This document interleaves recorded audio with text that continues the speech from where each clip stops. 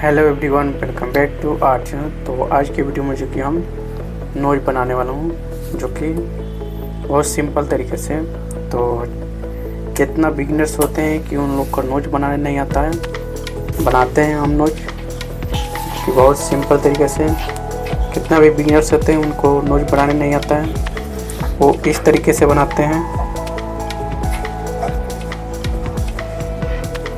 इस तरह से करके बनाते हैं,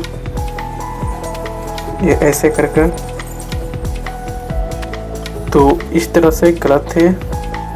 आप लोग को बहुत सिंपल तरीके से हम बताते हैं बनाने का, आप लोग को बहुत सिंपल तरीके से बताते हैं। तो पहले हमको 3 सर्कल बनाना है, एक बड़ा सा और 2 मीडियम साइज का। तो देखिए मैं किस तरह से बना रहा हूँ। एक ये बड़ा साइज हो गया और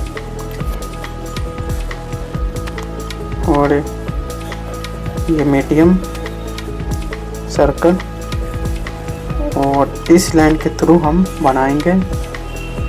तो देखिए किस तरह से मैं बना रहा हूँ।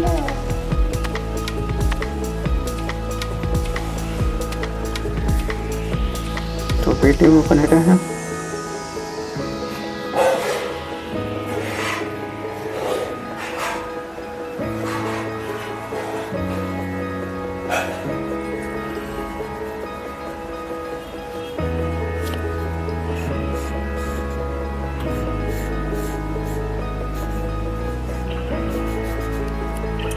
चलिए शेडिंग करता हूँ इसको।